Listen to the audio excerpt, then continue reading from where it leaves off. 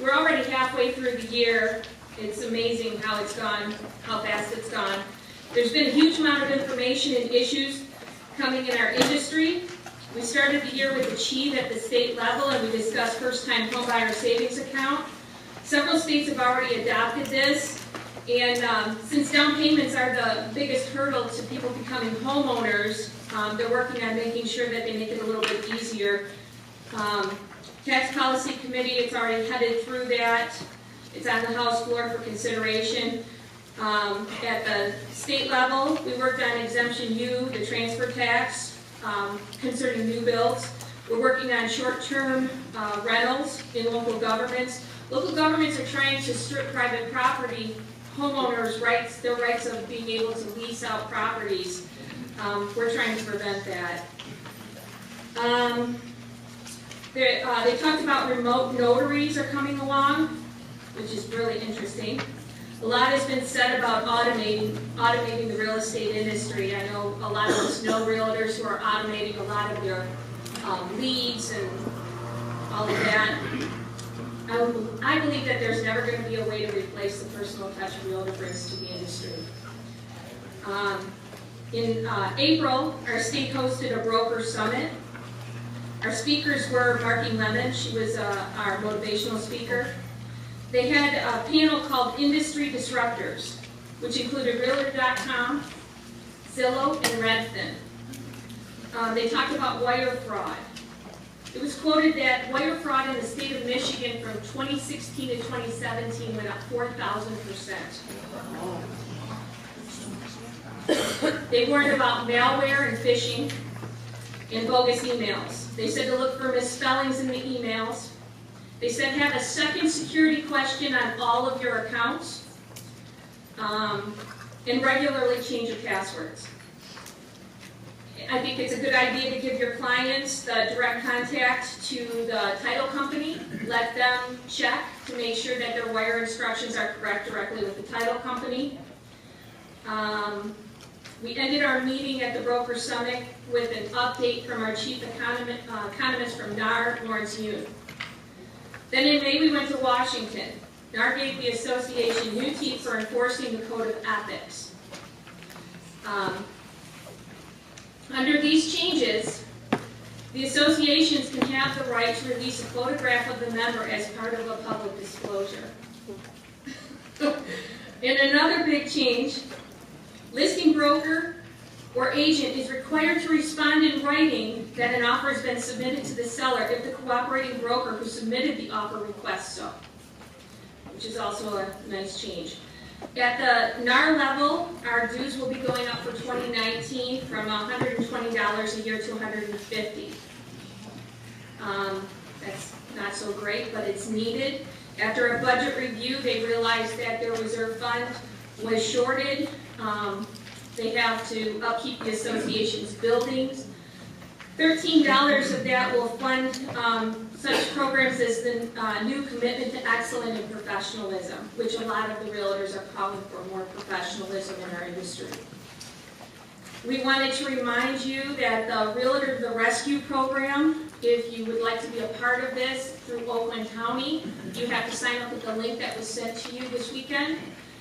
It's Friday from 10 to 11:30 at the Oakland County Courthouse. It deals with the tax sale through Oakland County. If you want to be a part of that, you have to sign up, and then you have the ability to get into the houses that the county are showing for sale. And then I wanted to remind you to consider being a part of the state conference, which is in September this year. The 26th through the 28th, it's going to be in Traverse City, which is beautiful. And our national will be in Boston from the 1st through the 5th. Our board is doing great things. We're always in need of more members' involvement. They'll make you a better realtor, and you should all get involved. So with that being said, I'd like to call up Mickey Schuler for an invocation.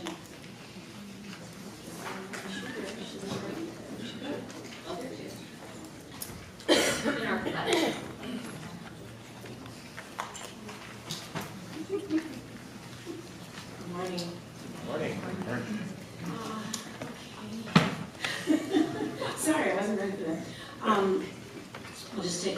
to thank our Lord for this meeting and everyone here, and to ask Him to please bless the meeting and the agents here and brokers that are here as we go forward in our careers and in our jobs to take care of people, that we all do our best, stay out of trouble. But and more than anything, I hope you all learn something and take something away with us today, and enjoy the day as it unfolds. In His name we pray, amen. And we're going to do the pledge, which is back here. This call. We have our President-elect, Ann Peterson, our Treasurer, Dave Elliott, our Secretary, Dave Nescoda, our past President, Tom Kotzian, our Director, Dave Botsford, John Devine, Matt Diskin, Anna Fox, Cheryl Gates Beers, James Gillen, Ray O'Neill, Marcy Suffrane, Susie Stemper, Steve Stockton, R.W. Watson, and last but not least, Jeff Reach.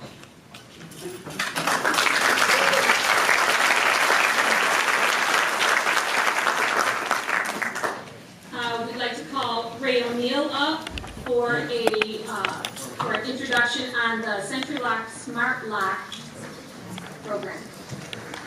Over the past few years, we've had a lot of people committed to trying to upgrade our security for the homes and the homeowner, property owners, and RW was on the task force that reviewed all the different programs out there. He brought it back to the shareholders. We have 8 owners of RealComp, and those are the shareholder boards. I'm the shareholder representative for NOCBOR. We then took the information that they spent a lot of time putting together. We refined it, put it together, and we are now going, for those of you that aren't aware, RealComp will be offering lock boxes to you for your use on your listings without additional charge in your, well, it should, without you having to buy the lock boxes in the future. RealComp just signed a contract last week for 25,000 initial lock boxes. What we will be doing, or RealComp will be doing, is distributing those to you for use. They're all, you use your cell phone to, in most cases, to enter the house. You will also get a key card for that. Or if you don't have either one, you are allowed to get one-day codes from the agent. And those codes will only last that day. Each box generates 90,000 different codes a day. So that code won't work again the next day or the day after if it's a contractor, the homeowner, or yourself that needs to use that code to get in there. The lock boxes, in the future, you again should not need to buy them, but if you wish to buy them, they will be available through RealComp for your own personal use. The theory behind it is to get you enough lock boxes to cover all your listings and then have some extra ones. We will also have, hopefully, distribution sites at the boards and possibly at some of the larger brokers. Those details are to be worked out yet with RealComp, but we're trying to find ways to make sure that you have, if you get a surge of listings or something, you have them readily available to you. The cost of the lock boxes is melded into your MLS dues. There is a possibility that the dues will go up, but at last conversation with Karen and Dave, Dave Elliott, the president, I'm not sure that we're going to have it, but we may have a small one. We don't know yet. Depends on the distribution costs that are involved and things like that. But there is a possibility that it could go up. Your monthly dues would go up by $3 a month maximum. But other than that, right at this point, the last I heard, it looked like we may not have any, but time will tell on that. But for $3 a month, you're going to basically get unlimited lock boxes to use through the future. They will be tracked because each piece lockbox gets assigned to the house and to you basically. And so if you're not using a good number of them, you'd probably be asked to return some of them until your inventory changes, your production changes and that type of thing. But they're being called smart lock boxes. These lock boxes are from Sentry Lock. We looked at Supra, Master Lock, Bolt Lock, what was the other one? And it was just determined that the experience level of Sentry Lock and the product that they're offering seems to be the best. We are going to be the largest initial distribution in the country. We're one of the last large boards to get on board with electronic lock boxes. And we're hoping that this will be a better success because they're readily available to you. You don't have to go out and spend $100 per box. They are part of your MLS services, just like your software, your MLS search engines, those kind of things are all part of your MLS. So that's what we're looking forward to. I asked Sentry Lock to send me a lock box just so I could show you the ease with which, and let's see if I can make it look as easy as I can. But what you do is you have the Sentry Lock app, and these will be, I should have said that these are going to be hopefully started to be distributed in October. They have to build a lot of lock boxes between now and then. Plus, we have to coordinate some training sessions. But you get the Sentry Lock app, you get to the house, and you're going to connect to the box. You don't need internet, you don't need cell phone service, it's all Bluetooth operated. So you could be in airplane mode on your phone and still get this to work. So all you've got to do on the box is hit the enter box. It lights up on your phone. You click on that box.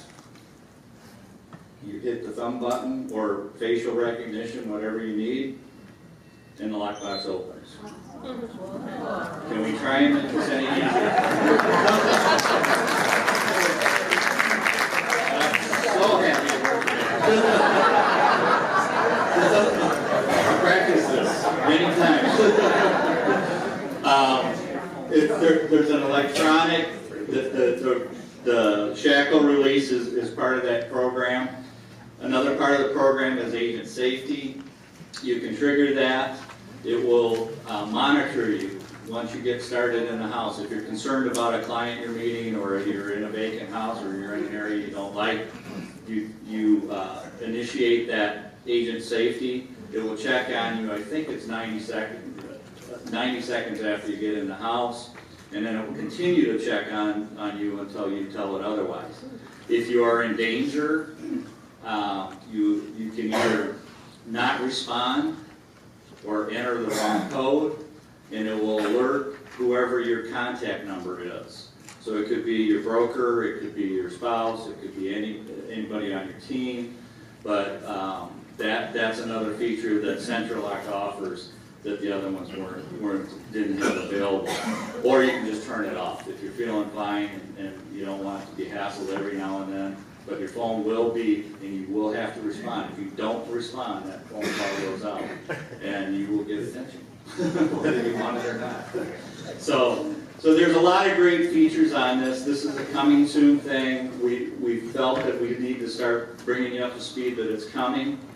As an appraiser, I got enough things in my hand. I can open this with my iPad.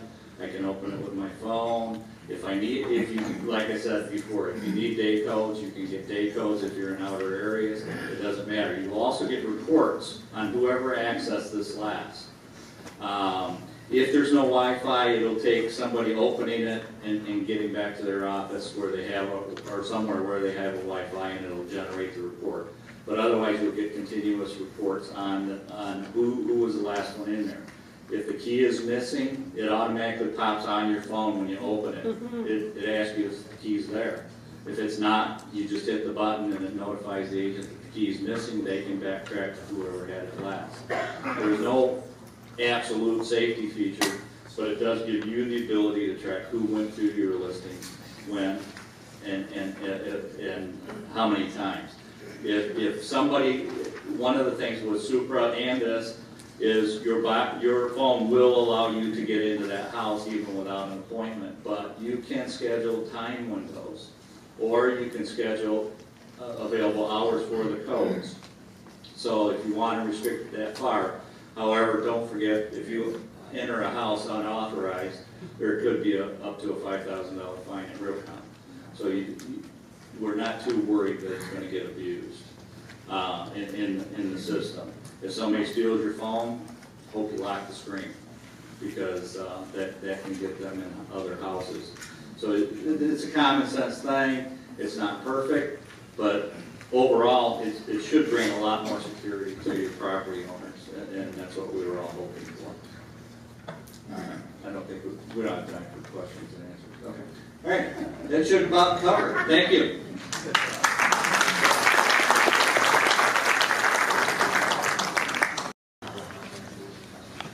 Good morning and welcome to NOCBOR Airlines. How's everybody this morning? Hope you had a great meal on our flight. For those newcomers to our airline, emergency exit here, 3 in the back, and the bathroom is way on the other side. Do not form a line while you're waiting. Anyway, take advantage of all our free NOCBOR classes, but the one thing I really want to push today is our charity golf outing. It's on the green flyer over here. This year it's going to be at Fountains. And our charity is the Michigan Animal Rescue League. It's $125 for a person. It includes a lot of goodies. Check out the flyer. Sign up now if you'd like to sponsor. We certainly appreciate that. Sit back, buckle your seatbelt, and enjoy the rest of the flight.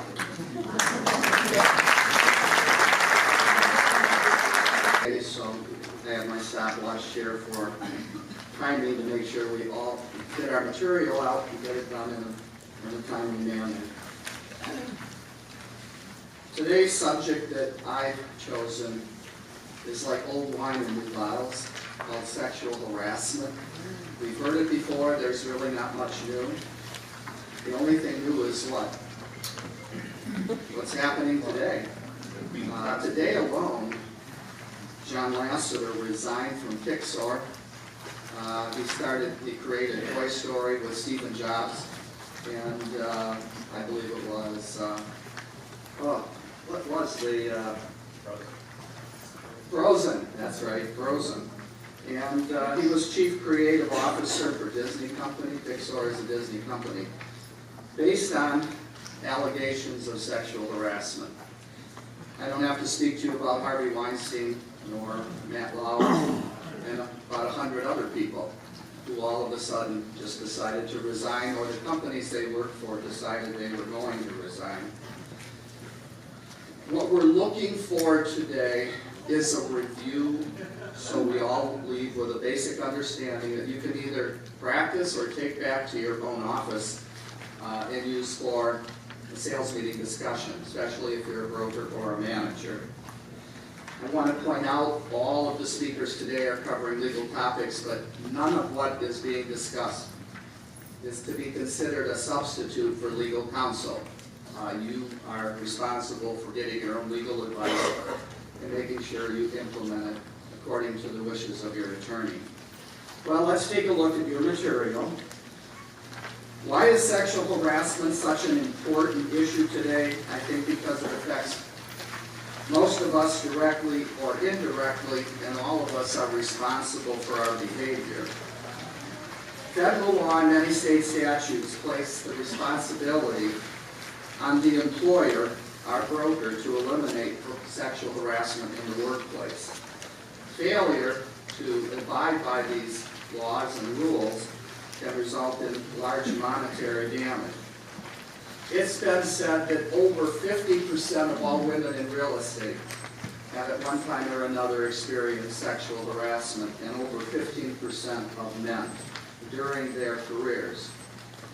I don't know if that statistic still holds true today, but I could tell you, and I won't, with a show of hands, that it's more prevalent in our lifetime than we'd like to think. We have federal laws, which one is the Title VII of the Civil Rights Act of 1964, which covers employers with 15 or more employees, and of course our state law, the Elliott-Larsen Act, which really covers employers with only 1 or more employees. We've referenced Ohio law because this workshop and program has been delivered in the downriver areas on the border of Ohio, Toledo, and some of the brokers we speak to have offices in both states, so we have reference to both. Basically, we have two types of discrimination, sex discrimination in the workplace. Quid pro quo, which is Latin meaning something for something, and the other one is hostile work environment. Now, in the quid pro quo sexual harassment area, there was a case called Monitor Savings Bank versus Vincent in 1986, a U.S. Supreme Court decision, which looked at the Economic Office, the EEOC guidelines, and found that actually Title VII, the federal law, of the Civil Rights Act was the area that they would look at as a violation of sex discrimination. So some of the attorneys argued that there is nothing in the federal law talking about sexual harassment, but once the U.S. Supreme Court ruled that it's a form of sex discrimination, and then our Civil Rights Act came in and gave it the teeth it needed to have enforcement powers in the court. Take a look, quid pro quo, sexual harassment is defined as unwelcome, and that's a key word, highlight that. Sexual advances, requests for sexual favors, and other verbal or physical conduct or communication of a sexual nature.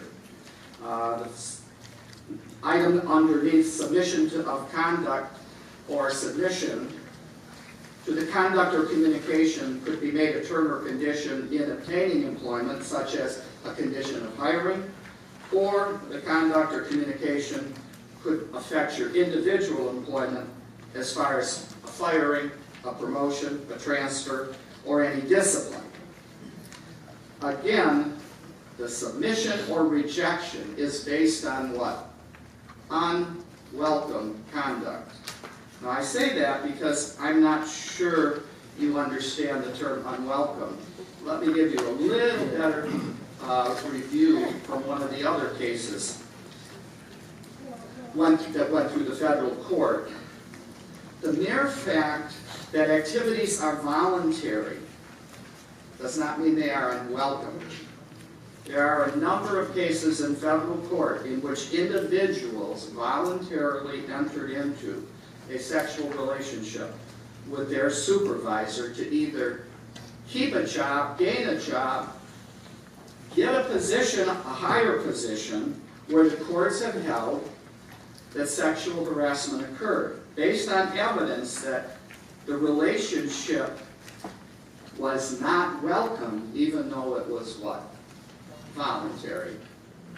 Therefore, conduct becomes unlawful when it becomes what? Keyword, unwelcome. If there's conflicting evidence as to whether or not the conduct was welcome or unwelcome, the courts will always look at contemporaneous complaint. What was filed prior to the conduct? If somebody has notes, they've talked to other people, there's a contemporaneous history leading up to the conduct, voluntary or not. The presumption is it was sexual harassment. Examples in our business, a female sales associate continues rubbing the back of a male associate even after he tells her to stop, and he says it makes him feel uncomfortable. A male sales associate constantly tells his assistant how attractive her body looks. The assistant responds to his comments as follows: changes the subject and tells the sales associate she has work to finish. These are red flag signals. Stop. Some people don't pick up signals very well, do they? And that's when it has to get a little messy. A hostile work environment is defined as an unwelcome sexual advance, request for sexual favors, and other verbal or physical conduct or communication of a sexual nature, where the conduct or communication has the purpose or effect of substantially interfering with your employment and actually creates an intimidating, offensive environment. A prima facie case of sexual harassment with a hostile work environment involves: 1, you are a member of a protected class, in this case female. You are subjected to harassment either through words or actions based on sex. 3, the harassment had the effect of interfering with your work performance and creating a hostile, intimidating, or offensive work environment. And 4, there exists some basis for liability on the part of the employer. The interesting thing is, not all offensive conduct is harassment, and the exception has been one time somebody tells an off-color joke. Okay, you're not filing a complaint for that one-time joke. Once you tell people to stop, then what happens? They should stop. If they continue, that's different. It's the same thing for discussion. You hear people discussing an entertainment place, let's say, that had a pole on the stage and dancers. Your response might be, I find it offensive, that was a one-time thing, but that wasn't conduct necessarily directed at you on a repetitive basis. If it stops, it's over. The biggest issue are the remedies. So what? What if I do this? What's the problem? Well, economic damage for loss of past and future income, non-economic damage for embarrassment, humiliation, emotional distress, punitive damage under federal law, not state law. And this is an interesting one. I'm on page 3 at the top. Payment of the plaintiff's attorney fees and costs. Well, page 3 of the outline of sexual harassment. I don't think a plaintiff is going to have any problem finding an attorney if the law provides that attorney fees are compensable from the prevailing party, through the prevailing party. What are your defenses? Well, look at letter A. Adopt and implement an effective sexual harassment policy. Most brokers have it in their policy manual. I'm going to say this. If you do not, contact NOCBOR. I have a very good one written by an expert in this area in Michigan. It's just one page, but it covers the essentials that are necessary. 1, prohibiting sexual harassment based on, by the way, the protected classifications: race, sex, religion, height, weight, national origin, and disability. 2, provide a confidential complaint and investigation procedure. 3, require supervisors to report incidents of sexual harassment. By the way, supervisors, you know how we say in the law of agency that what your seller says, you say, and therefore fair housing issues are non-delegable because whatever your seller does, you're responsible under agency unless you immediately disaffirm? Well, the same is true in a brokerage operation. All managers are really arms of the broker. You're lucky in Michigan that there is a defense, but anything a manager does or says becomes liability whether the broker had knowledge or not.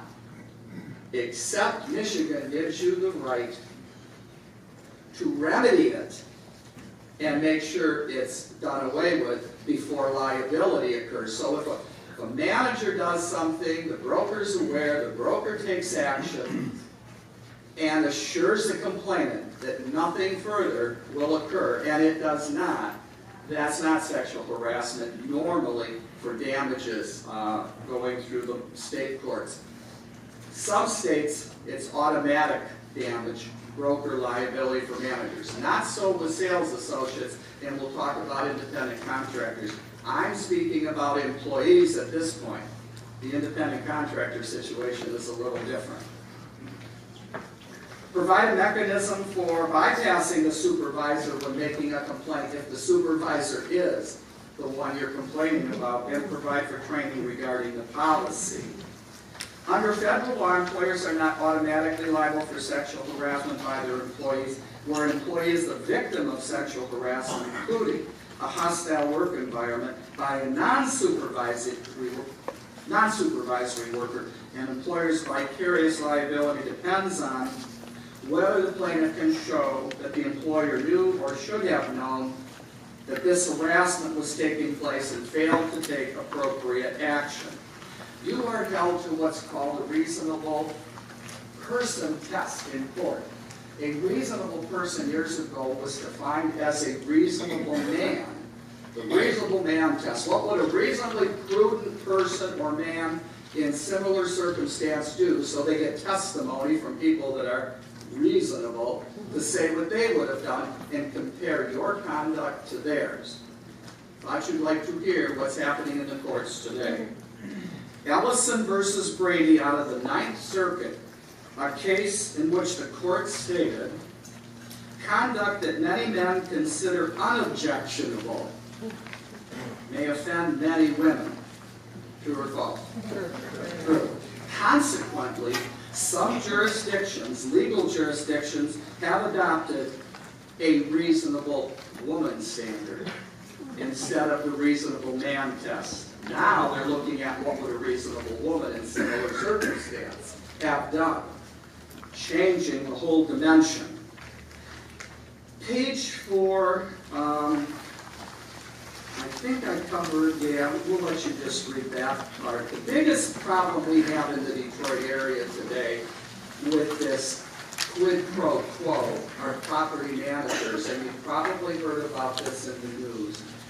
The Detroit area, especially low-income housing, is really being hit hard with landlords who are basically saying what? If you would like to save money on your rent, you know how you can do it. And they're very blatant about it, especially in Section 8 housing. And it's putting women who are single, trying to raise children by themselves, in a very precarious position. So they need help. And once again, if the statute permits attorney fees to be compensated by the non-prevailing party, you can see where attorneys have a field day with some of these brokers and managers who are using that to their advantage.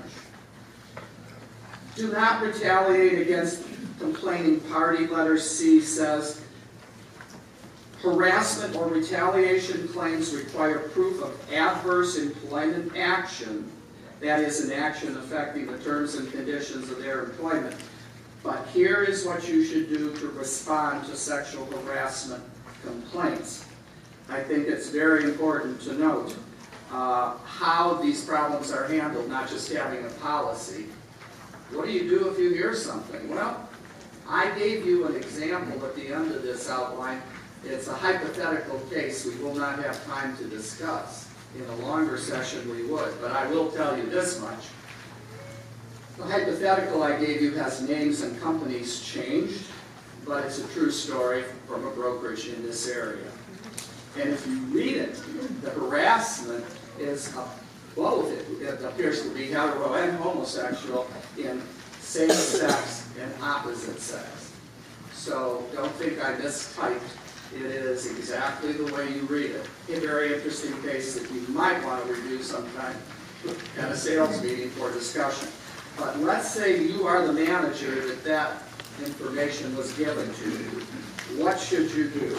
Well, let's take a look. First step, notice of a problem. We're on page 5 now at the top. You get reports from witnesses, third parties, supervisors. Be very proactive. Did you realize many harassment problems can be solved easily by getting involved and nipping it in the bud? It could be off-site conduct. For example, an employee tells a coworker in confidence her supervisor is making sexual comments and asking her out on dates. She's declined, but it hasn't stopped. The coworker tells you, what do? Well, you talk to the employee and she doesn't want to make a formal complaint. You learn of an affair between two employees. An employee tells you about an incident where the harassment was not directed at her, it was somebody else in your office. Next step, now that you have the knowledge, number 2, interviewing the alleged victim. Get the entire story and let the victim have the opportunity to describe every incident In litigation, the incidence of harassment tends to become much greater than what is typically described in the initial complaint. The initial complaint sounds not that bad. Once they get into court, what happens? It's huge. So get all the information, get all the facts. Have them put it in writing, make sure that they state these are the incidents. If they won't put it in writing, you summarize it and ask them to what? Sign it. Don't be dismissive. Don't say things like that's how they are, he doesn't mean any harm. Just give it right back to him, or you need thicker skin is not a way to deal with this. Don't prejudge, don't assume the allegations are false, and don't assume the accused is necessarily what? Guilty. There are also false accusations. Confidentiality. You can tell them you'll try to keep the discussion, the information confidential, but you can't guarantee it. Sometimes it's impossible not to reveal who is making this complaint. When to bring in a third party, you're going to have to know. So let's take a look. Examples for discussion. The employee doesn't want to make a formal complaint. There are more incidents, but I don't recall all the details. He just makes me feel uncomfortable. I don't want to get him in trouble. I just want it to stop. I don't want anybody to know I complained. Or the employee's upset a coworker reported the incident and got her involved. You have a duty, regardless of where the information comes from. Third, identify the nature of the complaint. Could the complaint possibly be interpreted as sexual harassment or unlawful harassment? Well, there's general harassment, but it's better to err on the side of caution. Sexual harassment, same-sex harassment, female-on-male harassment, or harassment or discrimination in the protected classification. Age, race, sex, religion, height, weight, etc. National origin. And height and weight are also part of this. It's not in fair housing, but it is in employee-employer. Now we interview, next step, the harasser. Don't make the accuser and the accused sit in a meeting together. Don't let the harasser control the process. Do not be intimidated by a forceful response from the accused. Stress in writing that they are not to speak to anyone else, employees, customers, witnesses, about the complaint, and that you personally are handling the investigation. And above all, they're not to speak with who? The accuser. Don't give them a copy of the complaining party's statement. And if practical, try to keep the accuser's name confidential, which is very difficult. And try to get the accused response in writing. The aggressive, indignant response that you'll normally receive, she's a liar, she's harassing me, I want to file a complaint. The stonewall response, I'm not cooperating. The assertion of rights, I want my lawyer present. I want to confront my accuser. The remorseful response, the bald-faced liar response, or I'll straighten this out, it's just a misunderstanding. I'll have other people give you statements. Now completing the investigation. Determine what other witnesses have relevant information, interview them. Determine whether or not there's other documents that might be helpful. Determine whether or not emails, electronic records exist, and preserve the information. Include not only emails to the accuser, but also her responses. Determine how much additional investigation might be needed in this particular incident. Where the accused essentially admits the allegation, the alleged conduct is not, and the alleged conduct is not severe, reprimands are in order. But now, let's look at determining the appropriate action. If you haven't contacted legal counsel yet, the best time to do so is if the matter appears to be serious or the participants are not satisfied with what's occurring. Consider the possible consequence of ignoring a valid complaint versus the possible consequence of disciplining somebody who's innocent. It's sometimes you're caught between a rock and a hard place, but ignoring can really blow up out of proportion. Notify the alleged harasser, document the events when the results are inconclusive. Notify the alleged victim. Now let's read this. Do not ever disclose the specific discipline or give them a copy of the discipline imposed. Assure them the matter was addressed with the other party, employee, and the effective action was taken, which you say will stop any inappropriate conduct. Instruct them in writing to contact you immediately if there's any future problem. What do you do if you find the complaints are false? Good faith complaints are protected, even if they are not proven. Now the documentation. This one, take a look at carefully. Document every step, but be very careful what you write. Stick to facts rather than editorializing. Have witnesses sign statements when practical.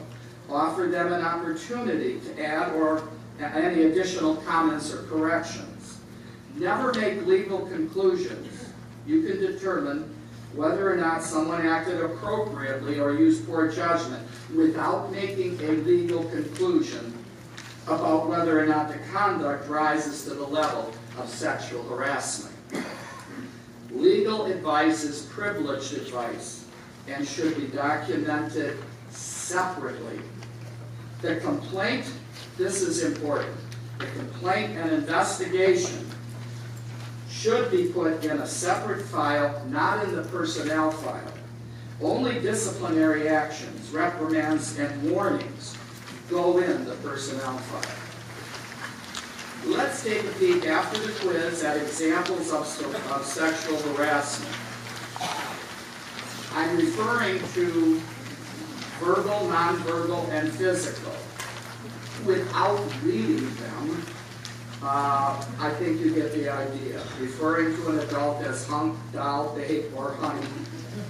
Whistling or making cat calls at someone. Making unwelcome sexual comments about their appearance, dress, their body. Telling sexual jokes, etc. Nonverbal. Looking up and down, looking the person up and down, staring at certain body parts, blocking their path, so they have to kind of push you to get out of the way. Giving personal gifts. Physical. Coming up behind them, massaging their neck, shoulders, touching their hair, clothing, hugging, kissing. Now, for those of you that are huggers, I want to tell you, there are some people that what? Do not want to be touched or hugged. I'd be very concerned about going around giving everyone hugs, even though that seems to be a wonderful way to show appreciation. Be very careful on those hugs. Independent contractors. The issue with Title VII is this. If you are a salesperson, we don't have the same filing for sexual harassment at the federal level we would if you were an employee. The determining factor of whether or not you're an employee is the control that the broker has over you. If you can come and go on your own hours, your own work product is your own, nobody is giving you business, you're generating your own, that test, which we call economic equities test, shows pretty much that you're an independent contractor and there is no cause under the federal law.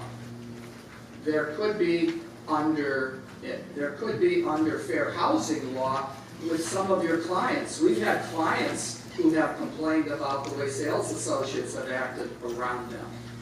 Now be careful, that may not be sexual harassment, but it would be discrimination by sex under the Federal Fair Housing Act.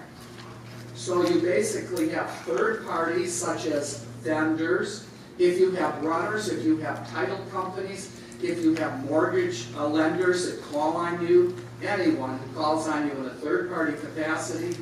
Your employee is of course your receptionist, your secretary, there's liability for the broker.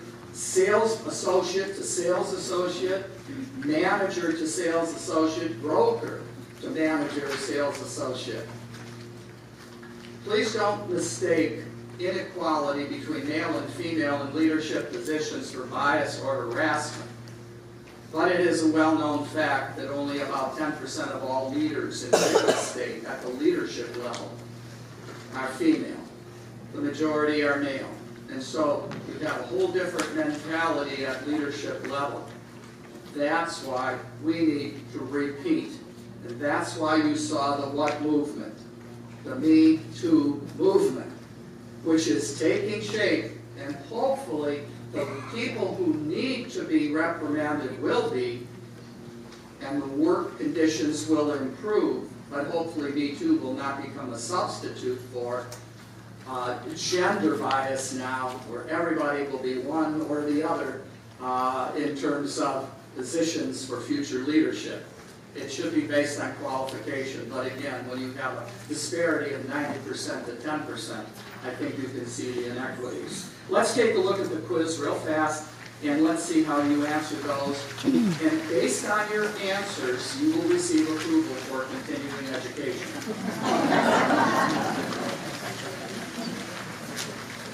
Number one, if the sales associate engages in conduct of a sexual nature in the presence of 10 people and only one's offended, that person can complain of sexual harassment. True or false? You're right. The one person protected by law from hostile environment is all it takes. Number two, only a broker can sexually harass a sales associate.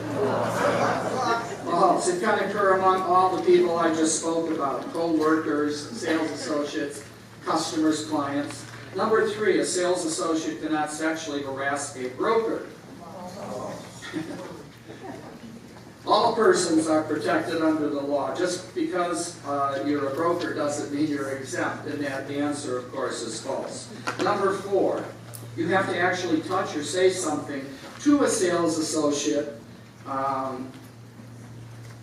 in order to commit an act of sexual harassment. False.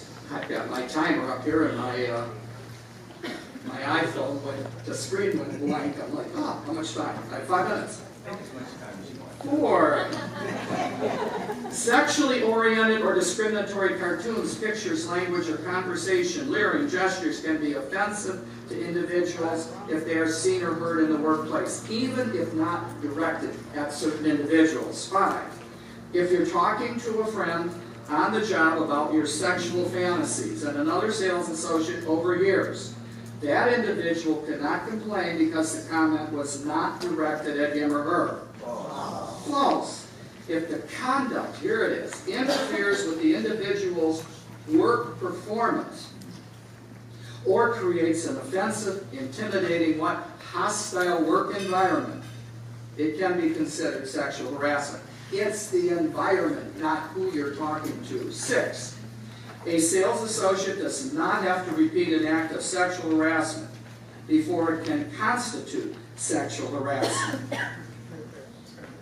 It doesn't have to be repeated. It can be one time if it's very blatant.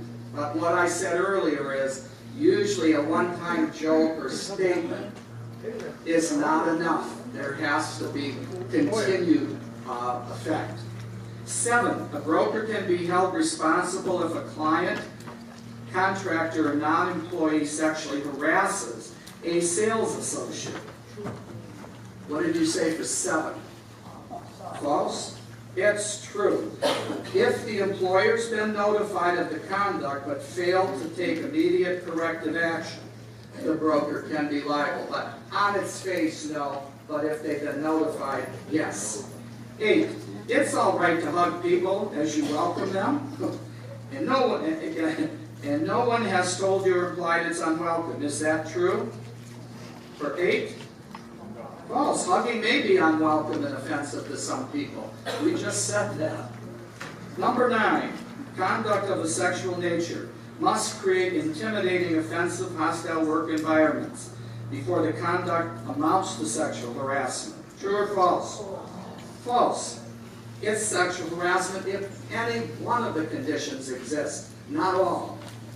10, it's okay for women to engage in conduct of a sexual nature on the job because they cannot offend most men.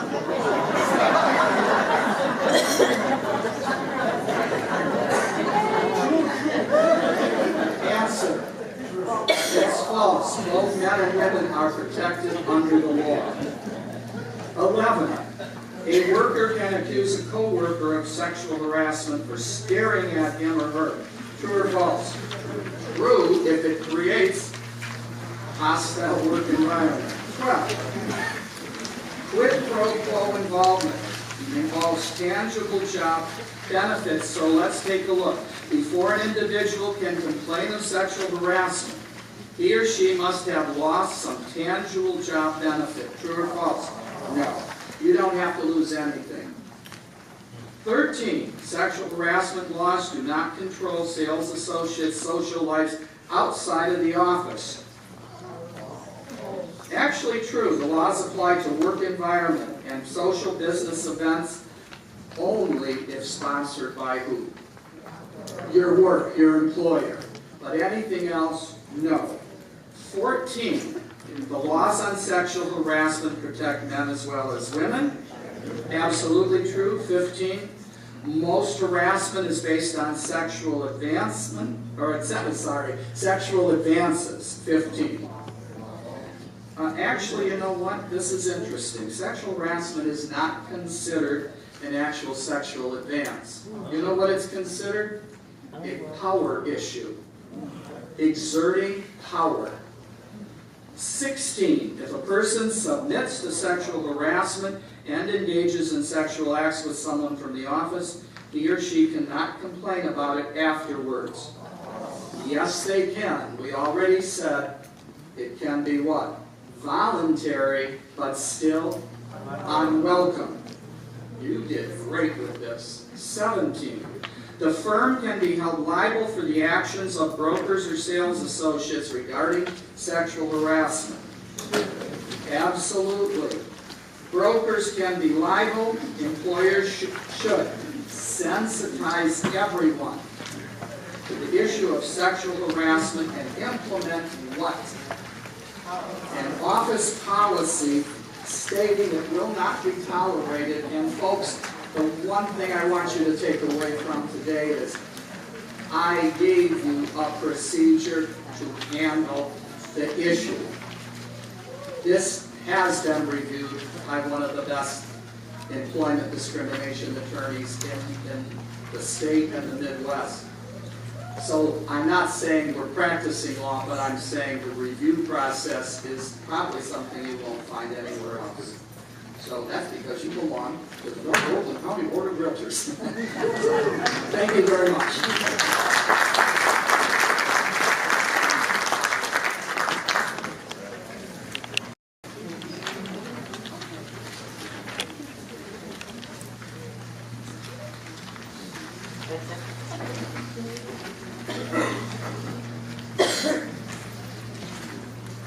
Good morning.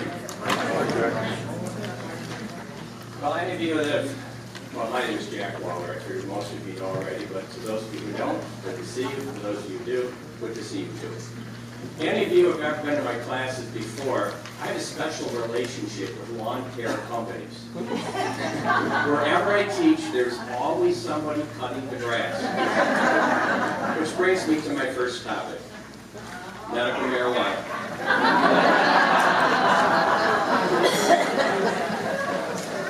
Listen, I don't invent this stuff. It just falls in my lap. All right. I've got, we have four topics, and I think if you open up the outline, it might be on the first thing in there. It says the NOCBOR legal update, miscellaneous legal issues. And I've discovered that I have approximately 20 minutes to do 40 hours. It'll just feel that way. 40 minutes of conversation. But what we're going to do is we're going to hit the highlights. The first topic, the medical marijuana. The whole issue of marijuana affects each and every one of us. And is everybody okay if I have a blunt discussion with you?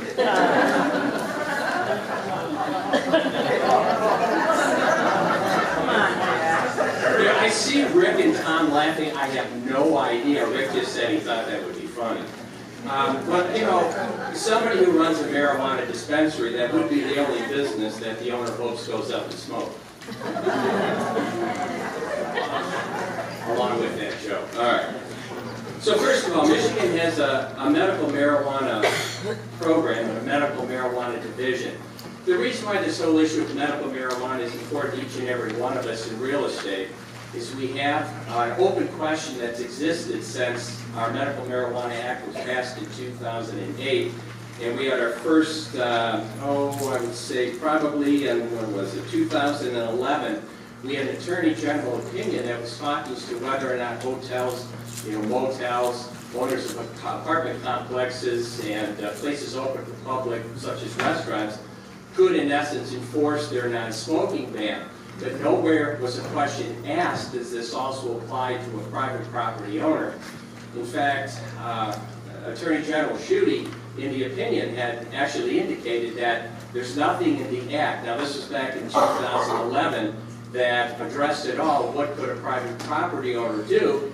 And those of you who have taken at least the content class I teach through our grade association, NOCBOR, and I think it's in all programs this year, if you've taken your content, make sure you take it from NOCBOR. I do have a preference on who I would like your instructor to be, but nonetheless, it is in there that we do have a new statute. It was effective in, well, actually it was passed in 2016, it became effective in 2017. But that's only half of the fun, as most of us have probably been aware.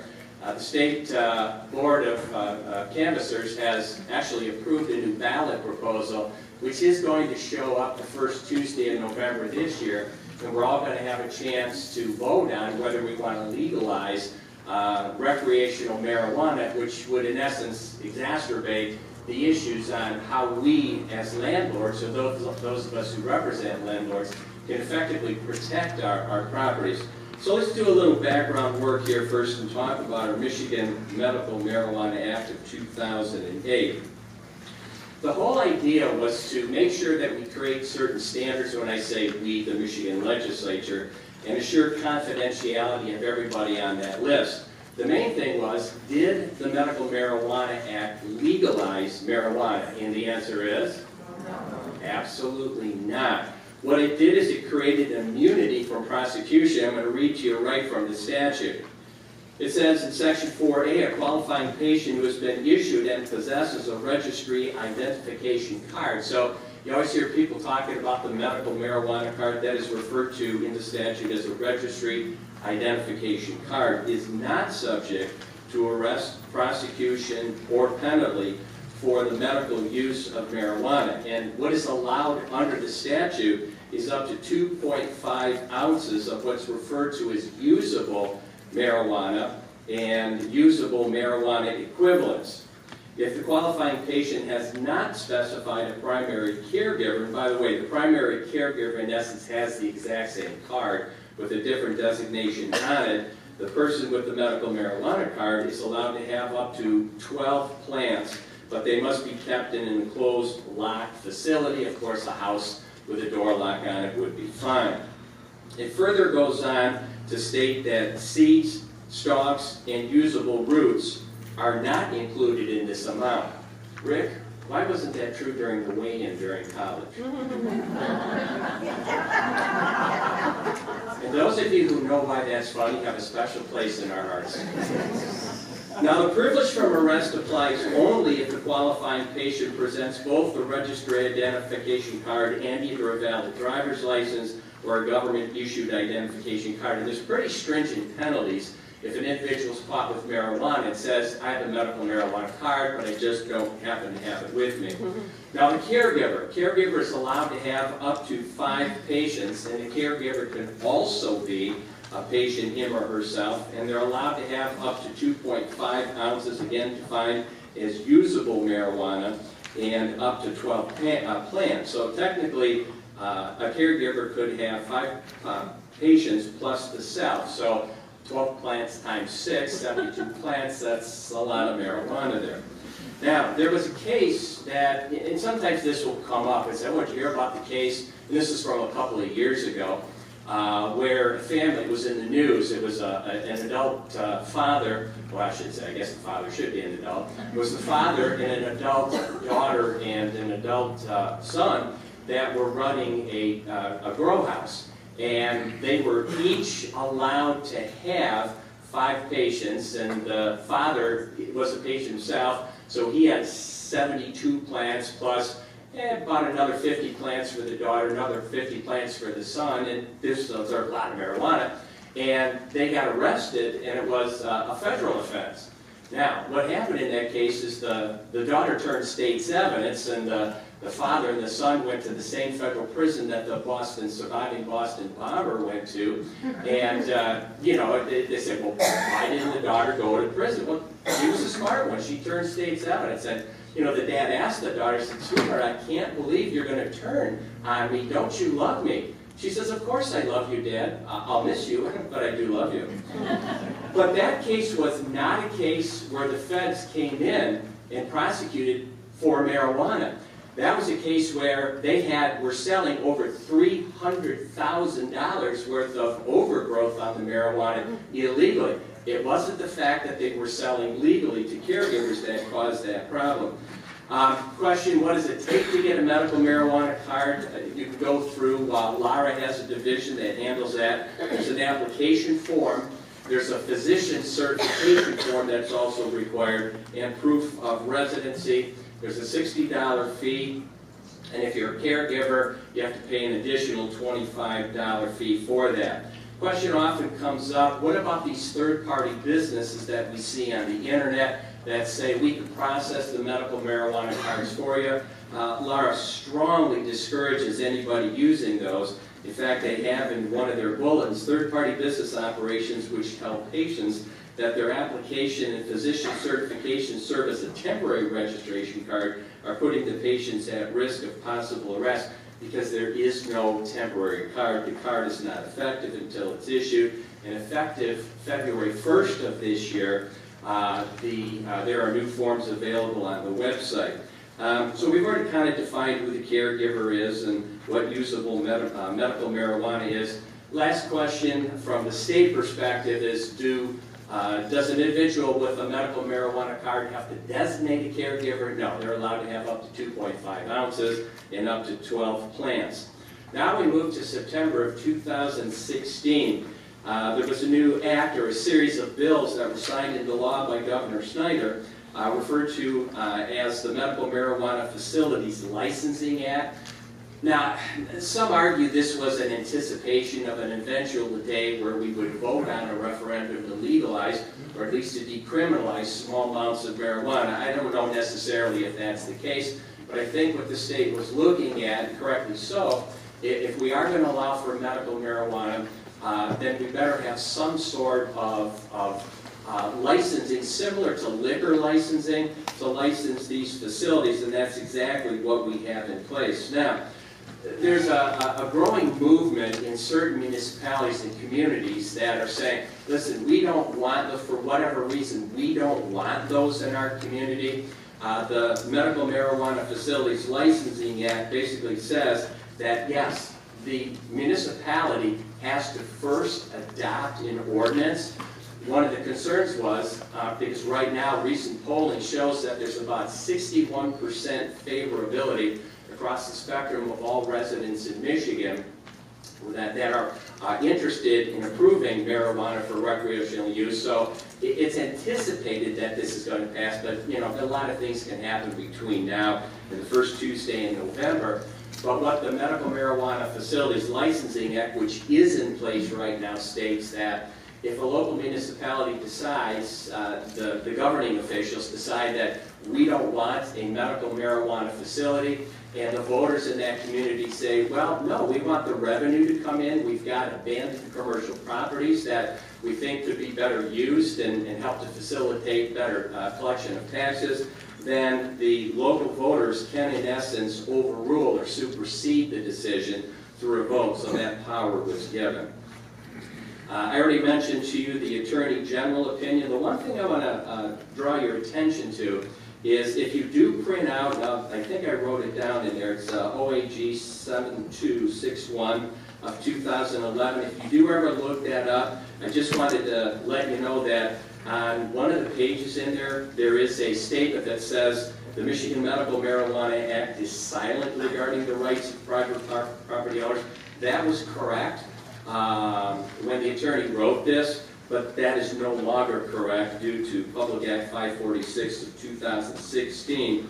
There's nothing in the Elliott Larson Civil Rights Act according, and the reason I mention this, I think it's important for us to know in light of the new statute 546, which allows a landlord to prohibit the smoking or cultivation of marijuana in there. What happens if somebody says, well, I smoke marijuana, you're telling me I can't lease in here, you're denying me my civil rights, and the Attorney General said no, that there's absolutely nothing in the Elliott Larson Civil Rights Act that would prohibit a property owner from denying a rental simply on the basis that somebody smokes. And then with regard to the Michigan Persons with Disabilities Act, what about the tenant, prospective tenant who's also a patient, qualified patient, says, well, listen, I'm asking for an accommodation.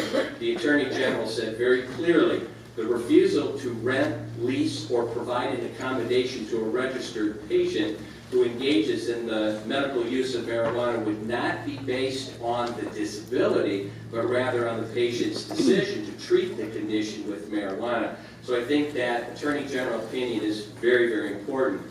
Now I take a look at Public Act 546 of 2016. There's a couple of things in here, and I think this is kind of interesting. It doesn't have anything to do about leases, but it says this act does not permit any person to undertake any task under the influence of marijuana when doing so would constitute negligence or professional malpractice. So I'm sorry to break the news to you, but no more 420 parties at your real estate office.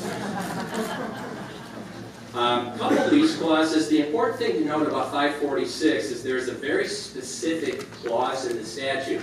Nothing in the statute says that this clause has to be in the lease, but Rick Linnell, owner of Linnell & Associates, who will be up here shortly, has had a lot of experience working with landlords, tenants, and leases, and he's drafted a really nice lease.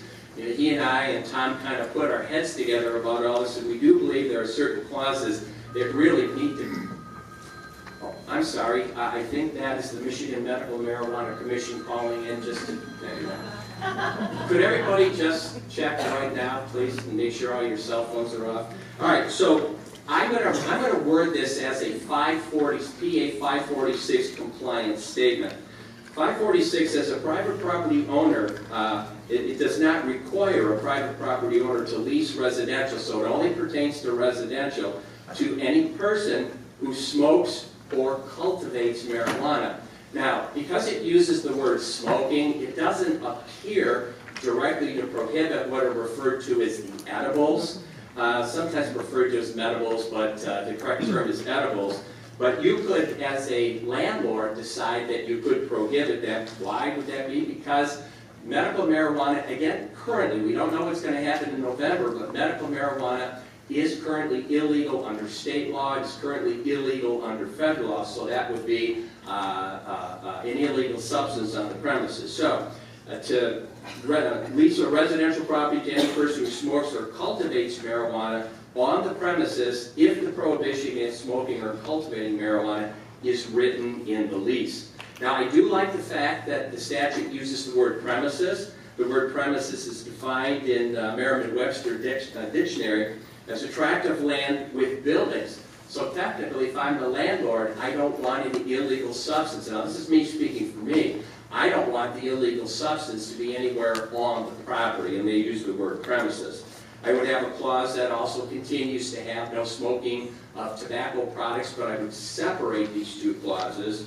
I would have a clause dealing with no commercial business operations being conducted out of the property. And it's not that I'm opposed to caregivers. In fact, I supported medical marijuana because of the good work it does, and I think it's important, but until it gets legalized, I'm not so sure I want it on the premises. And I would also say that this clause runs to the tenant and guests of the tenant or anybody occupying the premises whether with permission or without permission. So anybody on the property I want that prohibition to apply to, and as Tom very correctly stated earlier, that's something that you want to have your attorney review, or please, as a real estate licensee, do not, I know sometimes it's exciting to learn stuff, and those of you who do come to education, bless you for your commitment to education, which is ultimately a commission to your customers and clients, and we get really excited to share information, but please be really, really careful.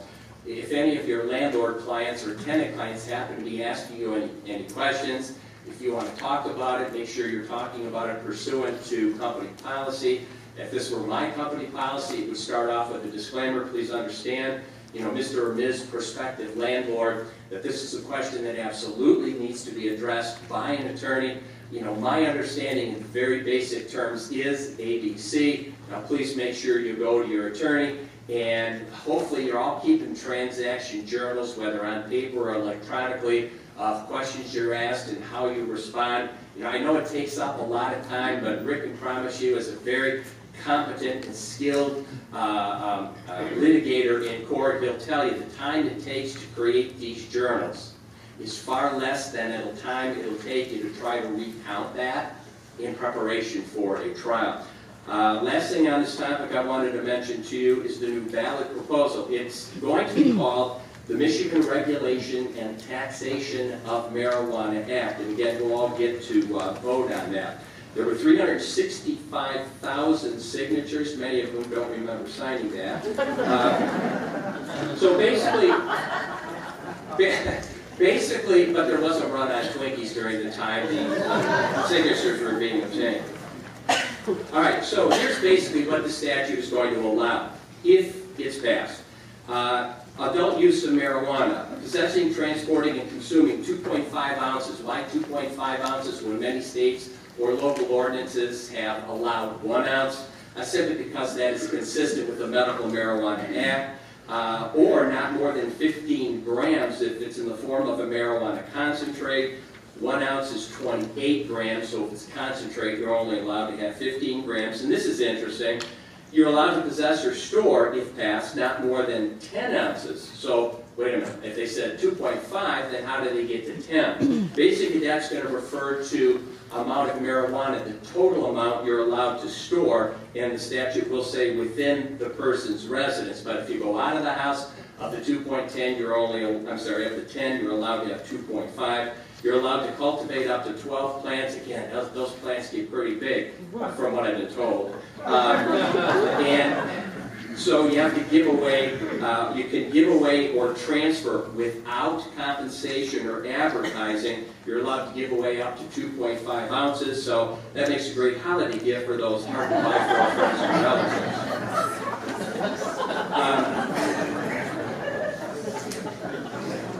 New commercial licenses, we're going to define 6 new types of marijuana businesses referred to collectively as marijuana establishments. They were formerly referred to as fraternity houses. They're going to have growers. They're going to have safety compliance facilities, which are going to be important because the one key to this is making sure that there's no toxic materials or nothing's put in there or chemically treated or adulterated, and whatever the assay says is you're buying, you're going to get that. Processors, secure transporters, and retailers. The largest retailer is going to be a Class C retailer that's going to allow it to have up to 2,000 plants. And they're also, the statute is interesting, are having what's called, and this is not a joke, marijuana micro businesses. And the whole idea was simply like micro breweries, was to allow a small-scale operation to grow, process, and package marijuana. All right, economic incentives. They're looking at 30% coming. Yep, they're looking at 30% coming back to the communities to allow it. 35% for schools and 35% for repair and maintenance of roads, because there's a lot of potholes to fill.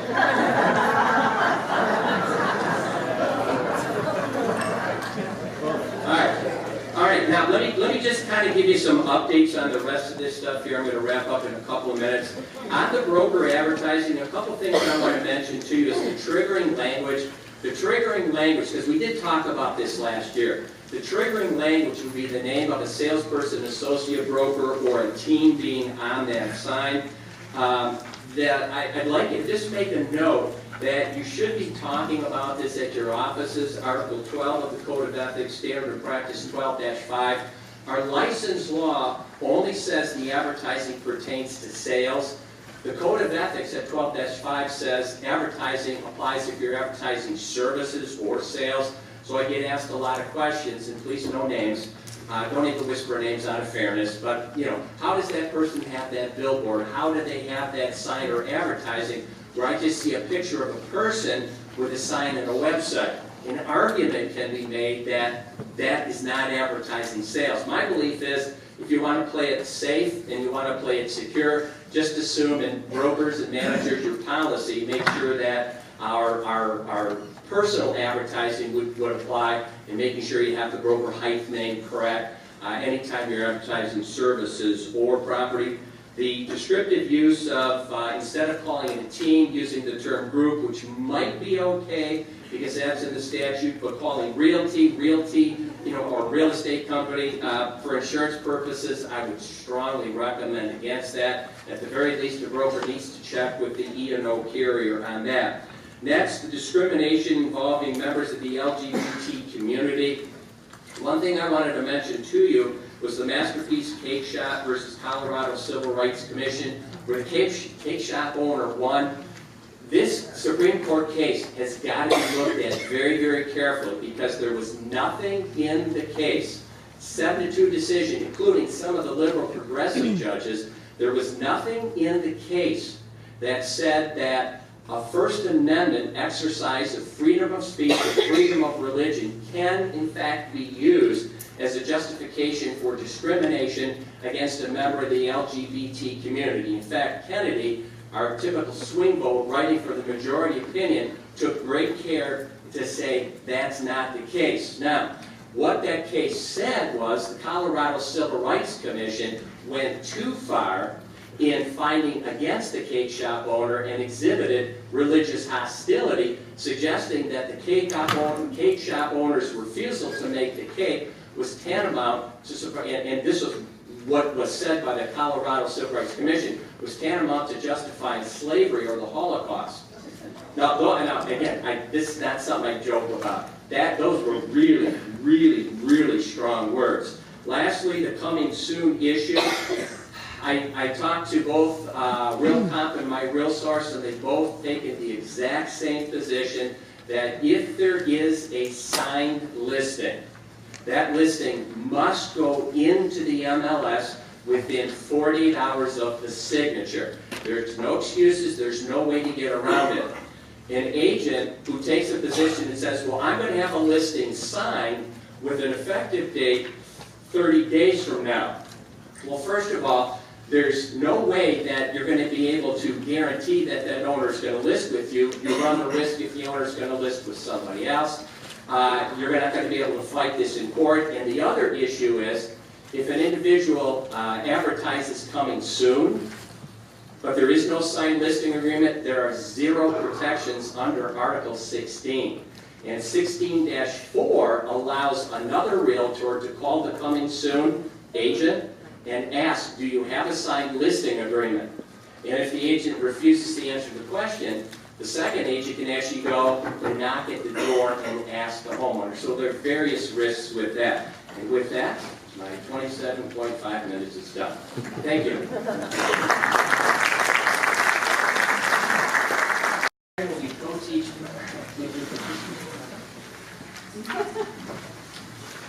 Good morning, everyone. So I was asked to talk about some cases that my law firm has handled. And I thought I'd start out with seller's disclosure.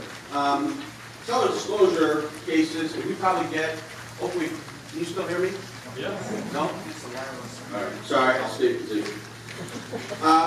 We get, we average almost 10 calls a week about seller's disclosure issues. And I can tell you from experience that the seller's disclosure cases, even the ones that don't turn into lawsuits, are usually the most painful for the parties involved. Financially, emotionally, and this goes for buyers and sellers. So I want to talk about a few cases we've encountered and really the teaching points and how it could possibly benefit the teaching points, that is, benefit agents and their brokers. Because unfortunately, there is a potential for liability. Oftentimes, at least in the cases that I've been involved with, there's a desire to name an agent and their broker, or both agents and brokers. That somehow, because the house maybe wasn't as represented, or truly wasn't as represented by the seller, that somehow the agent or broker has some complicity, some responsibility, even though there's nothing attached. And I see in cases, not through my law firm, but I see in cases where agents and their broker are almost named on a perfunctory basis. The fact that we're going to have a seller's disclosure issue, of course we're going to name the brokers. I don't think that's a good practice, because many times, in fact even more than many times, the broker / agent has no involvement in that process. Are there times? Sure. Is that frequent? No, it is a rarity. The first case I'll talk about is we represented a buyer. Purchaser was purchasing a condominium, traditional condominium. It was an N unit. I think it was a fourplex. They entered into a purchase agreement. They conducted an inspection. And the seller was a mature woman who was going to move in with one of her adult children. She was no longer, I guess, comfortable living on her own, or maybe wanted to relocate to be near grandchildren.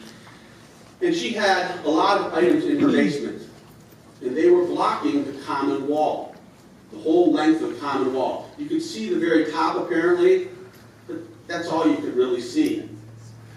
Inspection was conducted on behalf of the purchaser, and the inspector said, well, I can't inspect that wall, there are these items here. Purchaser gets their inspection, moves forward, and consummates the sale.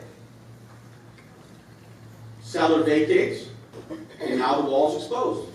The wall actually looks great. It's been repainted. My client, I think within 10 days, starts to see cracks forming. Now the cracks didn't form, the cracks were revealed. Called in a professional who looked at the wall, said, yeah, somebody tried to make a repair, a cosmetic repair. They just puttied up the cracks, painted over so it looked nice, but nothing was done. In fact, there's very serious structural cracks in this common wall. Contacted the seller, and at this point we became involved. Contacted the seller and said, hey, what's the story here? We have these cracks, there's nothing on the seller's disclosure statement. And the seller says, oh, I don't know anything about that, and oh, by the way, if there was an issue, it would be the issue, or an issue that would be the responsibility of the HOA. Well, my client's not looking to have litigation. I've warned her how expensive it is. She says, well, let's contact the HOA. I said, okay, you want to try first? She said, sure. She contacts the HOA, and the HOA says, yeah, we're aware of this complaint being made by the seller, and those laughs are appropriate. We're aware of these complaints, and it's our position that we're not responsible. We say, well, what do you mean you're aware? Well, we've been contacted by the seller on more than one occasion about these walls, or this wall. We filed a lawsuit. And in the lawsuit, we seek discovery and written questions, we want answers, and we do this right out of the gate. And we get an answer very quickly from the seller, her lawyer, and they file a cross-complaint against the Homeowners Association. We did not file a lawsuit against the HOA because at this point, we don't know or have any reasonable belief that they're complicit. We just got started. And that was not a good move for the seller. The HOA came in and said, we have a lot of discovery that you might want, Mr. Linnell. I said, oh, what's that? Well, not only do we have written records of all the times that we were contacted, but we also gave the seller the name of the contract, the preferred contractor we use. And we haven't had an affidavit that we requested. And here it is. And in that affidavit it says, went to property on 2 occasions, advised that these cracks were not covered by the HOA pursuant to the HOA's position, and that these would cost, I forget what the estimate was, but somewhere in the low 5-figure range at a minimum to correct. At which point, seller said, well, I'm going to sell this place, and I just want this covered up so the buyer can't see it. Can you do that? And the contractor says no. We prevailed in court. When you win in court, it doesn't always feel like you're winning. Now, in this particular instance, it actually was winning. We obtained rescission. Rescission means the seller has to buy back the condominium dollar for dollar what my client paid. Real estate commissions, transfer tax, title insurance, everything. And $51,000 of actual legal fees. That is a brutal outcome for a seller, but not one that wasn't deserved. What I will tell you from that particular case, I think that some teaching points is, one, in hindsight, and it's always much easier in hindsight, my client should have approached the homeowners association. And not because there was any telltale signs, because as I said, it was blocked by boxes, there was no idea. As a matter of course, the buyer should have approached the homeowners association. That might be a recommendation made by an agent or their broker. I'm not suggesting that the agent or broker make the direct contact, and certainly I leave it to your management brokerage, but something that a buyer should do. Oftentimes when condominiums have issues, it's a repetitive issue. It has to do with the construction. So if there's a failing wall in this unit, there's probably a failing wall in another building. If you were to contact an HOA and they said, yeah, we've had 3 buildings out of the 13 that have all had this wall issue, that might lead you to believe I should be concerned about that. I might draw an inspector's attention to that. Also, I think it illustrates this case the point that even if an HOA may be responsible, and quite honestly, I think the HOA had responsibility here, but even if they're responsible, that's not a shield for a seller as far as what they're required to disclose. The Seller's Disclosure Act doesn't have a carve-out that says, well, if you're selling a condominium and it's possible the HOA is responsible for it, you don't have to tell the truth. That's not so. And in this case, had it been found that the HOA was responsible, which they were dismissed from the case, but if they were responsible, then they would be responsible for making the repairs. But I would argue that even if that happened, I think the court would still have found that the seller committed fraud and my client would get her actual attorney fees back. Question. So you're saying if I'm going to buy a condominium, I should first, on my own, go to the association and just generally find out if there's anything? I would say that a general question, are there any, well, and as we go through, there's other topics I'll talk about, but yes, I think it's always important to talk about, are there any assessments that are being discussed? Because that's not required to be disclosed. Are there any repetitive issues that the condominiums have experienced? I would also suggest possibly talking to other co-owners. Oftentimes, they'll tell you, even though it might not be to their benefit, they're usually not thinking that way, they're just honest. Yeah, we keep having a problem with basement wall stones, we keep having a problem with water filtration, we have a problem with the windows are old, the porch, whatever it is. So yes, I would do that. Also, I think that it's important, and maybe this case doesn't illustrate it as well as maybe some other cases, but it's important when your inspector says, well, I can't inspect it because of these boxes in this particular case, have the boxes moved. Make the seller move them. Now, this was an elderly woman, certainly had all her faculties, but she was in the same stage. Move them yourself. Tell them they got to get a kid to move. I don't really care what the answer is, how it's done, but you've got to make that request. You need a thorough inspection. Next case. We represent the buyer again. Buyer closed on the sale of a house, but there was post-closing occupancy of 30 days. At the time possession was changed over, the seller said, here's the keys, here's the remote for the garage, etc. And oh, by the way, here's this invoice. There were some bats that came in during the occupancy time after closing, of course. We weren't the owners anymore. And they came in here, and we saw them a little bit, so we just thought we'd be thorough because, we want to be good stewards and treat you right on the way out the door. And the buyer, befuddled, he must have said, well, okay, sure, thanks. And the seller leaves. And the buyer, now that they have occupancy, find out that bats should have meant bats with 10 S's. Hundreds of bats are coming in and out of the property.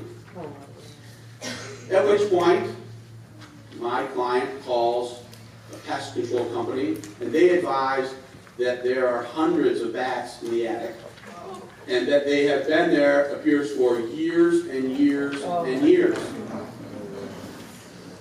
So my client calls me, and she said that the inspector says, there's no way you couldn't know. It's impossible not to know. They were so loud. There's so many of them. There's so much activity. Anyone living there would have to know this.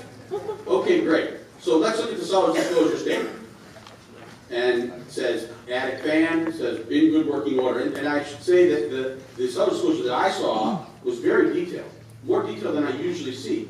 Even when there's written answers, they're very precise. I was like, oh, somebody really took their time here. I said, well, client, tell me about what happened. Well, what did your inspector see in the attic? I said, well, my inspector didn't see anything. I said, why didn't your inspector see anything? Well, when my inspector was there, I was with the inspector. And the inspector said, there's an attic in this house, but I don't know where the access is. I've looked, and I cannot find access to it. And apparently this question was posed to the seller, and the seller built the home.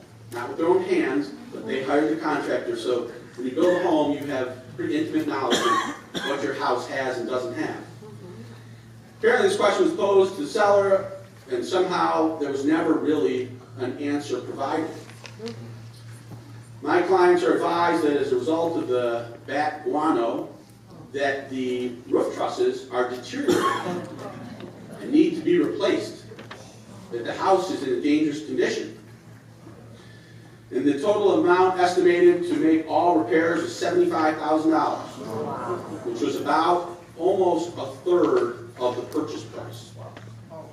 Yes, wow, that's correct. And my client says, well, what do I do? I said, well, to me, this sounds like possible fraud. But fraud is the toughest thing to prove in civil court. We have to prove that the other party knew they had a duty, that they failed to meet that duty, they knew you'd rely on that misrepresentation, you did rely on the misrepresentation, and as a result, you were damaged. Well, we know you were damaged, we know you relied on it, but how do we know they committed fraud? And my client says, what do you mean, Rick? They magically had bats that they discovered during that 30 days, even though the expert says they've been there for 10 years? I said, I'm not telling you we can't win it. That's a good start, but it's not as automatic as you think. So I contacted the seller, wrote him a nice pleasant letter of introduction, and that pleasant letter was responded to by their attorney. And their attorney says to me, my client didn't know the house had an attic. And because they didn't know it had an attic, they didn't know that there were bats. I said, what exactly, what's the connection? Let's try this one more time. They didn't know there was an attic, they built the home, right? Yes, they did. But they didn't know there was an attic, no. And they didn't, because they knew the attic, they didn't know there were bats. What if there was an attic, but there were bats? Well, I don't know, Rick, that's not the case. You're telling me there's an attic. We go to court, and one of the things that I find out, because clients don't always remember to tell you everything at the time, is that at one point there was a different version of the seller's disclosure statement. And the seller's disclosure statement had many blanks in it. And diligent selling agent said, well, wait a minute, this is not acceptable for my buyer. I want this filled out. And that's what elicited this very nicely detailed filled out one that I saw. And one big benefit, because I saw both versions, was the first one was almost like, just every answer is A. Just check, check, check. No thought, no differentiation in the answers. But the one that was detailed, came at the request of the agent, was, and yes, no, not sure, all these different types of answers, which indicates that somebody was paying attention when they did it. Well, as I said, one of the answers was, what's the condition of the attic fan? And they put good. We didn't get everything we were looking for. We ended up with $62,000 plus legal fees of almost 40,000. I will tell you that the teaching point is, and this I see fairly frequently. Now, granted, I'm sure there's, for every example I see, there's hundreds where it doesn't occur and I just don't see it. But I see many seller's disclosure statements that are not completed. Must be completed. If a seller won't complete it, that to me is a telltale sign that you should be scared as a purchaser. Also, and I still remember this one, ever been evidence of water in the basement? And the answer was some. That was the whole answer. Not a puddle, not a in the corner, not some. And nobody challenged the seller on it. Well, it's kind of funny when you read it, except in reality it's not funny, because a really good liar, somebody that wants to commit fraud, will tell you part of the truth. So that some answer really eliminated the possibility, in my mind, of a successful lawsuit, because there was much more than some water in the basement. But how do I argue what some means? How do I prove fraud? And so when you get those kinds of answers, whether it's a non-answer or an answer that doesn't articulate the nature of the problem, or maybe they tried, but you want more, make sure you advise your client, or on behalf of your client, we need better answers. Now, I've been told sometimes, well, Rick, you don't understand. This is a seller's market. You know how hard it is to get home? Everything costs more than they ask. You know, I don't list and sell homes, but I get it. But in my opinion, this is something that an agent representing a buyer should do. If the buyer dismisses it, okay. If the buyer says you're being too picky, okay. Let the buyer say that. But I think that's how you protect a buyer. Yes? I have a pet peeve about those that are selling property that's an estate sale or whatever from a son or daughter or whatever. I know they've been in the house and they should know something about that. It's actually exempt from doing the seller's disclosure. Only a bank with a foreclosure. An estate is also exempt. But not a rental. I heard not a rental property. Whether it's rented or not, there is no exemption. Next case, and this one didn't go so well. Client buys the house, moves in, within a week, water is streaming through the roof. Approach the seller, and it was a couple that had been divorced for a number of years. Ex-wife lived in the house, ex-husband did not. Approached, ex-wife said, well, you know, I don't really know anything. It was fine when I left. Sorry, you know, that's your problem. Did a little investigation, found out that a new roof had been put on the house within the last 6 months. And it had been done so without a permit. And there was water infiltration. Now, the expert couldn't say if it would have for sure been noticeable inside the home, but it was for sure noticeable in the attic. Said, okay, we got something here. Give me the seller's disclosure statement, client. Seller sends, or buyer sends it over. I look at it. I said, I thought you said Mary Smith was the seller. This says Bob Smith. And the seller or the buyer said, well, yeah, it was a couple. You know, they were divorced, but they still own the house based on the divorce certificate or judgment of divorce. I said, okay, where's the one she signed? I said, well, this is all we have. Contact the ex-husband, whose attorney calls me back, says he hasn't lived there in 5 years. He doesn't even like her. I said, well, but then why do you fill out the seller's disclosure? I don't know. Listing agent said, got to fill it out. Find out listing agent sent the seller's disclosure to both ex-wife and ex-husband. Only the ex-husband returned. Now, it is my strong suspicion that they were colluding for whatever particular reason. Maybe he didn't dislike her as much as he said, the ex-husband that is. That wiped out our chances of winning. Because the wife was in the house. She had the work done. He was a builder. But I couldn't prove that he did the work. So the point of that case was whoever is on the deed must sign the seller's disclosure statement. Ex-husband, ex-wife, adult child, But the parent, whatever it is, must sign. Last case about self-disclosure.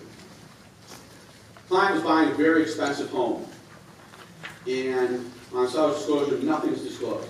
Everything is supposed to be great, and this is a fancy 7-figure home. They do the inspection, they find out that the garage is leaking.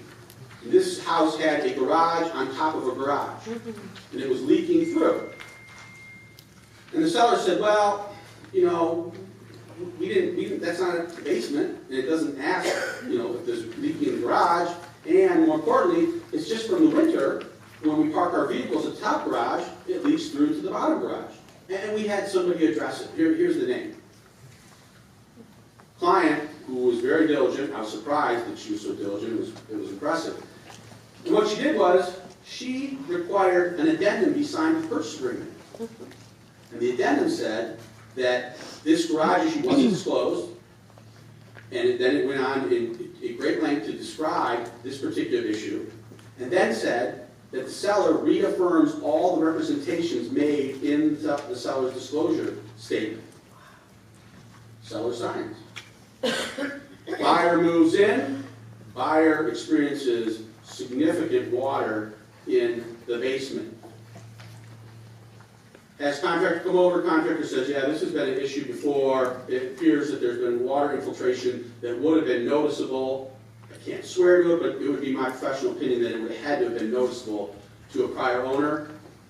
Seller, buyer, then has her child, teenager, get on the internet, finds a picture on Facebook from the wife. There was a couple of other sellers, and it said, captioned, wow, flooding in the basement. The entire basement floor covered in towels. I bring up this case because this buyer was very diligent. And that's what it takes. When somebody explains an issue, and this is common, some issue is discovered, and maybe a seller didn't really remember, or didn't really know it was extensive a problem as it was. And buyer says, well, wait a minute, we had this problem. The seller says, well, yeah, okay, you're right, and then here's who I used, and I'm sorry I forgot about it, or don't worry, yes, there was water, but it was one time, and it was because a pail dumped over. They give you some explanation, and it's taken verbally. Maybe a text, but it's a thin explanation is what I call it. These are recipes for failure if an issue is found after the closing takes place. When this type of thing happens, it's got to be reduced to writing. Very, very detailed writing as to what took place. Quantified. Because if it's not quantified, it leaves it open-ended and makes it that much easier for a seller who has bad intentions or is very forgetful to defend against one of these types of lawsuits if something serious is found in the future. Next, let me make sure I've got all my mentions. I said unknowns got to be filled out, blanks, explanations. Oh, after you require that the seller's disclosure statement be completed, detailed, etc., give it to the inspector as a roadmap. I'm particularly concerned about these issues. Make sure that is done. I do like the idea of the addendum when something is found. That's not a common thing I see, but I think that was a great idea by my client. I can tell you, we didn't go to court. She got paid almost 6 figures.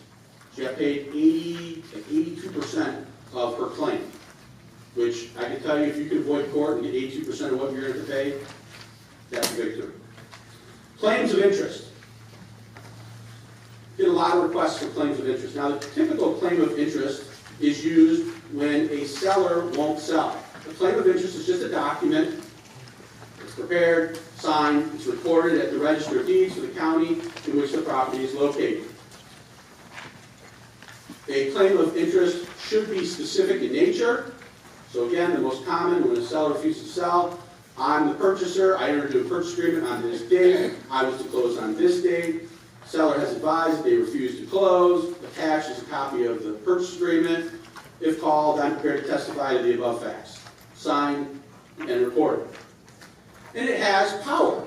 It puts a mark on title. it makes it very, very, very challenging for a seller to find a different buyer. Does it mean that it will result in a resolution and force the seller to the table? Sometimes, sometimes not.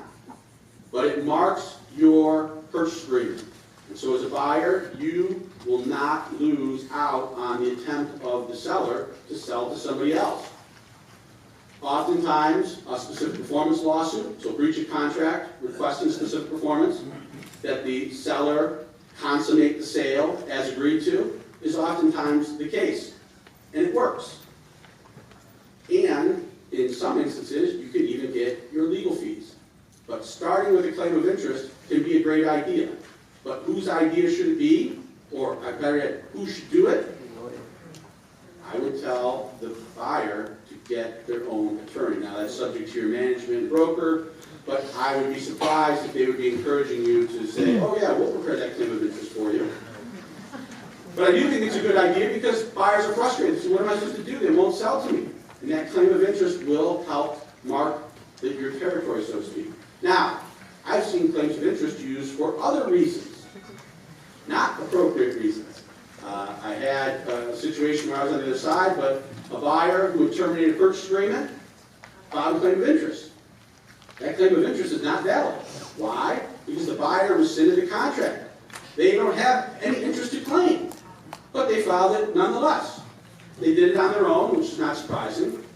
And they did it, when I called, because the EMD had not been released to them. And they were under the belief that that EMD should be released to them.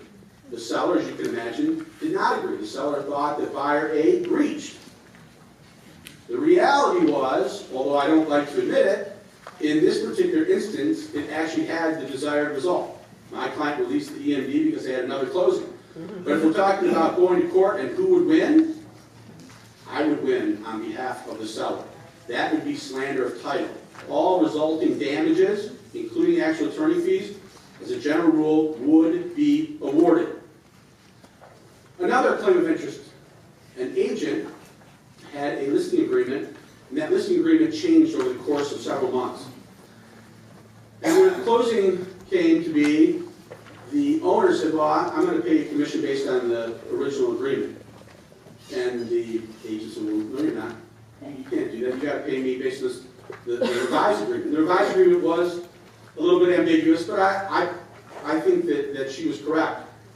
Well, what she wasn't correct about was she filed a claim of interest. She has no interest in the property. And unfortunately, the seller was of a litigious nature. And he decided to file a lawsuit for slander of title. She did not remove the claim of interest upon the filing of the lawsuit. She ended up paying his legal fees. He didn't have actual damages, but he did have legal fees, and his legal fees were almost $10,000. Point is, be careful about using a claim of interest or even suggesting a claim of interest. Anyone filing a claim of interest should consult with an attorney. They should discuss what is the merits or what's the strength of their position with respect to filing a claim of interest, because it can result in a claim or counterclaim for slander of title. Am I getting the hook here? Oh, okay. Pardon me? Oh, 1 minute. Well, then I'm basically getting the hook. Let's see. Oh, HOA assessments. This one's good. Exit wanted to file a lawsuit because shortly after she purchased her condominium, she received an assessment for $10,000 for the roof. And she wanted to file a suit. So let's look at the seller disclosure. There's no disclosure of any assessments. Do contact the HOA. The HOA said, no, it was in discussion, but no, it wasn't approved. That's an absolute defense. There is no fraud committed. This goes back to my statement earlier, which is a purchaser should contact the HOA, should contact the management company, should talk to a few neighbors, because it is clear as day from this particular instance that everybody in the complex knew this was coming. It might have even been the impetus as to why this person was selling. But as a technical matter, it had not been approved, and therefore no fraud, at least from a legal standpoint, was actually committed. I see eyes circling, so I'm guessing I should wrap it up. Thank you as always. I'll stay after if people want to ask me questions. Okay. We don't have any unfinished business or new business that I'm aware of, but we do have a drawing. For those of you who put your cards into the drawing.